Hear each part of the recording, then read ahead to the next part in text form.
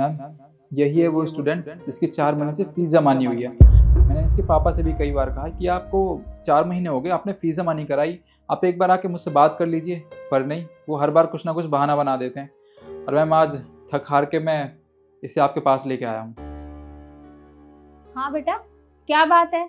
तुमने अभी तक अपनी स्कूल की फीस क्यों नहीं भरी? और पापा कहाँ हैं तुम्हारे?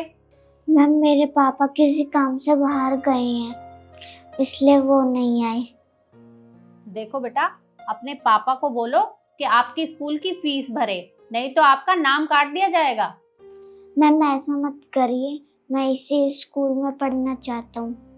मैम, आप इसकी बात सुन रही हैं? आप इसकी बात का बिल्कुल भी विश्वास मत कीजिए। मेरी इसके पापा से बात हुई थी, मैंने उनसे कहा है कि अगर आप फीस जमा नहीं करवा पा रहे तो आप एक बार मुझसे आके बात तो कर लीजिए, पर नहीं, वो हर बार कुछ ना कुछ बहाना बना देते हैं। और मैम, इसके पापा तो झूठ बोलते ही हैं और ये भी झूठ बोल रहा है। मैम, मैं झूठ नहीं बोल रहा।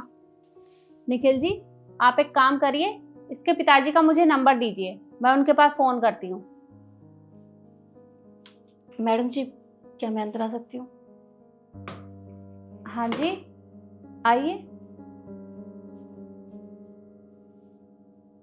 आप कौन? मैं शुभ की बड़ी बहन। पर हमने तो इसके पापा को बुलाया था, वो क्यों नहीं आए? वो कहाँ हैं? वो मैडम जी, उनको ज़रूरी काम आ गया था, इसलिए उनको जाना पड़ा। उन्होंने कहा कि मैं चली जाऊँ स्कूल। आप बताइए ना, क्या बात है? पर ऐसा कौन सा काम करते हैं तुम्हारे पापा जो यहाँ तक नहीं आए? वो फैक्ट्री में काम करते हैं। फैक्ट्री में काम करते हैं? अरे मैडम, पहले तो ये बच्चा मुझे झूठा लगता था, अब तो पूरा खानदानी झूठा है। इसके पापा ना कोई फैक्ट्री में काम नहीं करते, मैं अच्छे से जानता हूँ उनको। बल्कि जो हफ्ते में ये बुध बाजार लगता है ना, उसमें जाके कपड़े बेचते हैं, झूठे कहीं के। और इनका बाप भी ना बहुत झूठ बोलता है। हाँ सर, सही कहा आपने। मेरे पिताजी ना बात बात पर झूठ बोलते हैं। आपको उनका पहला झूठ बताऊं मैं? मेरे पिताजी के पास बस एक जोड़ी जूता है, और वो भी फटे हुए हैं। मैं अक्सर कहती हूँ कि नए जूते क्यों नहीं खरीदते आप, तो आपको पता है वो क्या कहते हैं? वो कहते हैं कि मैं इन जूतों में खुश हूँ, हवा आती है ना तो अच्छा लगता है। पर हम जानते हैं वो हमसे झूठ बोलते हैं, इसीलिए ताकि वो पैसे बचा सके हमारे लिए। आपको दूसरा झूठ बताऊं मैं उनका? वो हर रोज रात को सब्जी मंडी जाते हैं सब्जी खरीदने के लिए। हम पूछते हैं कि अब दिन में क्यों नहीं जाते, रात को क्यों जाते हैं? तो वो हमसे झूठ कहते हैं कि इस समय ना भीड़ नहीं होती है, लोगों का आना जाना कम होता है और सब्जी सस्ते दाम में मिल जाती है। पर सर, असल में बात तो ये है कि बाजारों में बची कुची सब्जी होती है ना, वो ले आते हैं, सस्ते दाम में मिल जाती है। हमारे लिए, हमारी ज़रूरतें पूरी करने के लिए ऐसी छोटी छोटी चीज़ें करते हैं वो। और हाँ, मैं आपको तीसरा झूठ बताऊं उनका? नहीं नहीं, बस रहने दीजिए। अरे नहीं नहीं सर, आप सुनिए तो सही। अभी तो सैकड़ों झूठ है पापा के जो आपको बताने हैं मुझे। मैं जानती हूँ कि मेरे पिताजी बात बात पर झूठ बोलते हैं, पर मैडम, उनकी एक बात हमेशा सच होती है। वो जो वादा करते हैं ना, वो हमेशा निभाते हैं।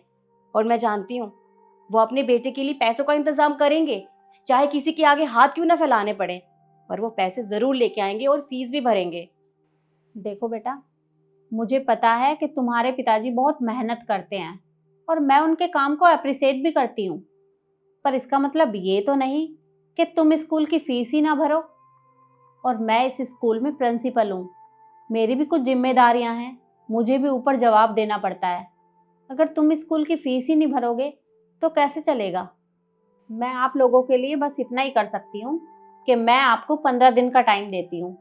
तब तक आप अपने पापा से कह के फीस का इंतजाम कर लीजिए और इसकी फीस सबमिट करा दीजिएगा। Thank you ma'am.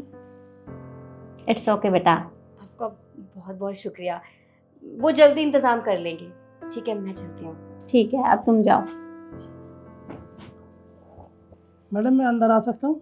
हाँ जी, आइए। नमस्ते। नमस्ते। वो मैडम जी, गलती की माफ़ी चाहते हैं। मैडम, इस बार फीस नहीं भर पाए, गलती की माफ़ी चाहते हैं, लेट हो गए। ये बेटा की फीस। निखिल जी, फीस लीजिए। और मैडम जी, हम विश्वास दिलाते हैं आज के बाद कभी भी हम फीस लेट नहीं करेंगे, टाइम से फीस पहुँचाएंगे। कोई बात नहीं। शुभ, आप अपनी क्लास में जाइए। Okay ma'am.